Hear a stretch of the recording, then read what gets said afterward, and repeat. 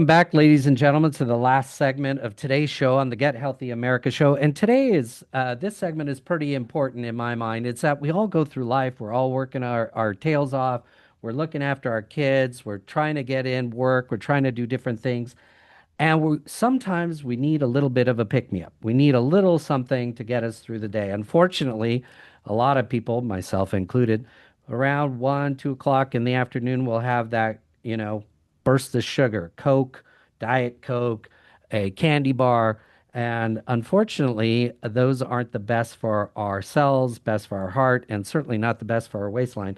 So, in this segment, we're going to focus on Dr. Gina's 3 tips for increasing energy. And I want to start with Doctor. Can you talk a little bit about the hormonal drivers of fatigue? What causes us to be tired? Right. So, Steve, you were talking about, it around 2 o'clock, people crash and they turn to a Coke or another cup of coffee or some sugar to boost their energy. And you have to think to yourself, am I suffering from, a Coca-Cola deficiency? Am I suffering from a caffeine deficiency? No. So you need to focus on being more proactive with really getting down to things that produce energy naturally in your body so you don't have that crash at 1 or 2. So then you're not compelled to do those things that, yes, impact your waistline and affect your mood and impact your sleep and so forth. And so one of the things we haven't talked about yet is the role that hormones play in fatigue. And they do play a significant role. And hormone balance is tightly interwoven with detoxification, by the way. So you can't have hormone balance if your detoxification mechanisms aren't working properly. So let me jump in there. So, I mean, guys have been blaming hormones for women's moods for decades. Do guys have hormones too? I know that sounds stupid, but do they? Yes, Steve. And men go through something called andropause. Women go through something called menopause. Men go through something called andropause. Very similar thing that happens where there's a natural decline over time of testosterone levels primarily. Whereas with women, it's a natural decline of progesterone first and then estrogen and then some testosterone. And so when that happens, and these days it happens so drastically in people because of the imbalances that most people are experiencing, that you have major symptoms. You have major mood swings and low energy. The subject of this segment is energy. So yes, it compromises your ability to have natural healthy levels of energy in your body. And it's tied to this hormonal imbalance. So when your cortisol is a hormone.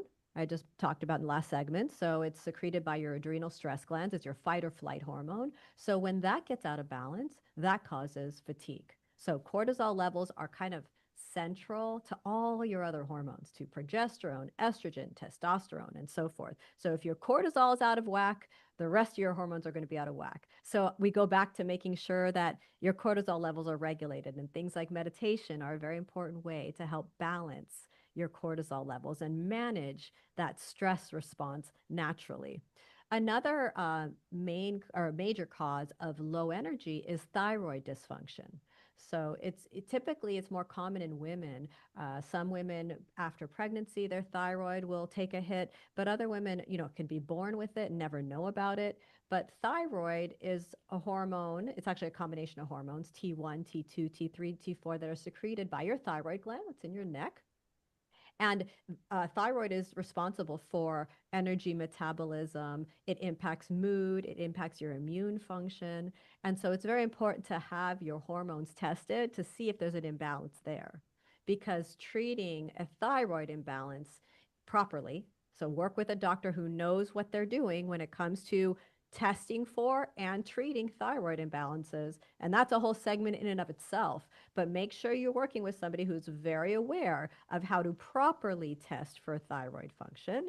And by the way, it's not often taught in medical schools, the best way to test for and treat thyroid function. But getting your thyroid hormones balanced also plays a significant role. I'm seeing more and more men coming in with thyroid dysfunction as well, which is interesting. I didn't used to see that 2 decades ago, but now even men are having more and more issues with thyroid imbalance. It can be genetic.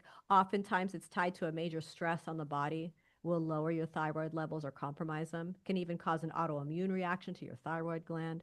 So that becomes very important. And then in women, there's this thing called perimenopause. So it can start even 10 years before you actually enter menopause, where you stop production of progesterone and estrogen, which are super important hormones to health and well being.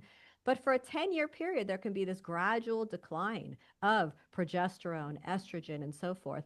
And there can be swings like in, all of a sudden you can have too much and then too little and it causes women to just go haywire, and it's not their fault. This is biochemistry talking now. And if their detoxification mechanisms aren't working properly and their body isn't producing enough estrogen and progesterone, it's going to lead to foggy thinking, mood disorders, all of a sudden gaining weight, that extra 10 pounds, especially around the midsection, no matter what they do, difficulty with sleep, you name it, compromised sex drive. So that's how it impacts women. In men, they have something called andropause, whereas their testosterone levels naturally decline, and every man has a different optimal testosterone level, by the way. So it's relative to the man. But as those levels decline, you'll see mood swings, not able to exercise the way you once were, low sex drive, less motivation to be, a provider and go out there and do what you want to do, fulfill your purposes in life. All those things can be tied to a testosterone deficiency. Hormones have saved marriages in my practice. It's been really amazing to watch where, a couple like either the husband or the wife is like, that's it, I'm done with this person. I've had it. And I'm like, okay, give me 6 months. Let's test your hormones. Let's get things balanced and then talk to me after that. And lo and behold, when they're balanced and their hormones are balanced, 9 times out of 10, the issues aren't there anymore. The mood swings aren't there. The lack of motivation isn't there. Both people are feeling good and feeling healthy and well. And so there's no issue anymore. And it was all tied to hormonal imbalance. Let me ask you a question. We're talking about hormone balance and change, testing, changing lifestyle, balancing the hormones. I think during the confirmation hearings of uh, HHS Secretary Robert Kennedy, there was some kind of conversation about people using nicotine for an energy enhancer. And we've heard for 50 years about how horrible nicotine is, and it causes cancer, it kills people. But a lot of people these days are using nicotine to increase their energy levels. Can you talk a little bit about that and give us your Sure. opinion? So we're talking specifically about nicotine, not about smoking. So we know that smoking, you can get nicotine into your body by smoking, but smoking, I advise strongly against. It causes all sorts of trouble, including significant increased risk of cancer and so forth. And we all know about that. So that's not what I'm talking about here. But if you just talk about nicotine in and of itself, it activates attention centers, it improves memory, it enhances alertness. And there's a lot of data. If you just look at the research on nicotine in and of itself, and there are ways to administer nicotine that are clean. So it doesn't involve smoking, and always work with a healthcare professional who knows what they're doing and knows your body before considering this. But it is having profound effects on people who are dealing with like long COVID. It's like game changing for people who are dealing with cognitive decline, even Alzheimer's disease. Nicotine can be a real game changer in terms of increasing alertness, improving cognitive health, and so forth. Um, One of the challenges with nicotine, it can be addictive, highly addictive. And so you have to be mindful of that. It can interfere with sleep and cardiovascular health if it's not administered properly by a qualified healthcare practitioner who knows you and knows how to use it with you in a way that's going to actually stimulate mitochondrial respiration, improve production of ATP, and just improve energy in actually a really safe, healthy way when it's used properly. So yes, it's controversial, but there is a lot of data showing the value of nicotine, especially for like foggy thinking, long COVID syndrome, neuroinflammation, cognitive issues. So it can really be helpful. So you're not advocating that people ran out there and pick up smoking to get energy. Um, Nope. No, no. Like as I tell any child that I can, no smoking, no drinking, no drugs. No, absolutely not. This is something different. It's a compound that has a lot of data behind it that has been villainized over time, but it's something we really need to revisit and look at the role that it can play in improving quality of life and improving energy levels in a safe and healthy way. How about, let me ask you this. We've heard about this smart caffeine alternative, Paraxanthine. Paraxanthine. Yeah. Paraxanthine. What is that? So that it's actually a metabolite of caffeine, but without all the downsides of caffeine. And so paraxanthine's an interesting one. And I would look out for, I would consider this as a supplement. It's in certain energy drinks. But paraxanthine has been shown, and again, it's a metabolite of caffeine. So we all know, that caffeine can be helpful in keeping you alert and motivated and so forth. But paraxanthine has been shown to improve focus, improve reaction time.